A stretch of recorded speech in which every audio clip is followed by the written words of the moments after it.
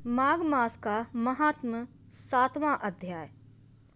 चित्रगुप्त ने उन दोनों के कर्मों की आलोचना करके दूतों से कहा कि बड़े भाई कुंडल को घोर नरक में डालो और दूसरे भाई विकुंडल को स्वर्ग में ले जाओ, जहाँ उत्तम भोग है।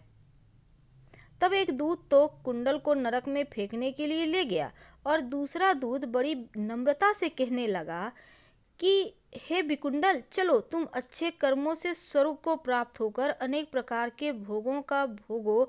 तब विकुंडल बड़े विस्मय के साथ मन में संशय धार कर दूत से कहने लगा, हे यमदूत, मेरे मन में बड़ी भारी शंका उत्पन्न हो गई है, अतएव मैं तुमसे कुछ पूछता हूँ, कृपा करके मेरे प्रश्नों का उत्तर दो। हम दोनों भाई एक ही कुल में उत्पन्न हुए, एक ही जैसे कर्म करते रहे, दोनों भाइयों ने कभी कोई शुभ कार्य नहीं किया, फिर एक को नरक क्यों और दूसरे को स्वर्ग किस कारण से प्राप्त हुआ? मैं अपने स्वर्ग में आने का कोई कारण नहीं देखता।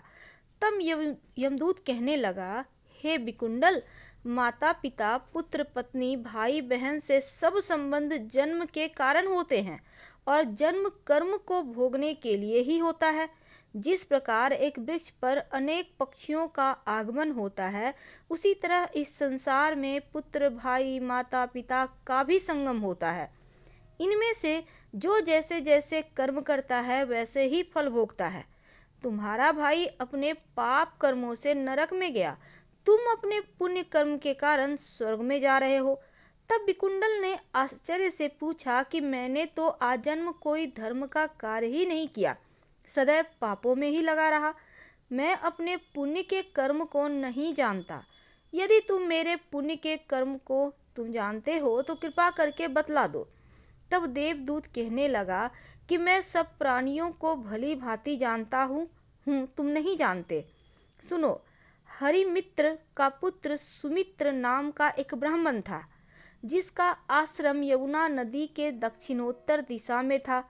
उसके साथ जंगल में ही तुम्हारी मित्रता हो गई और उसके साथ तुमने 2 बार माघ मास में श्री यमुना जी में स्नान किया था। पहली बार स्नान करने से तुम्हारा सब पाप नष्ट हो गए और दूसरी बार स्नान करने से तुमको स्वर्ग को प्राप्त हुआ। सो हे वैश्वर, तुमने 2 बार माघ मास में स्नान किया, इसी के पुण्य के फल से तुमको स्वर्ग प्राप्त हुआ और तुम्हारा भाई नरक को प्राप्त हुआ।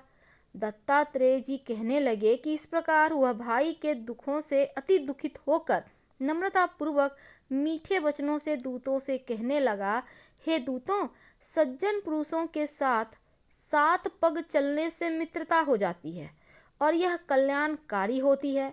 मित्र प्रेम की चिंता न करते हुए तुम मुझको इतना बताने की कृपा करो कि कौन से कर्म से मनुष्य यमलोक को प्राप्त नहीं होता, क्योंकि तुम सर्वज्ञ हो।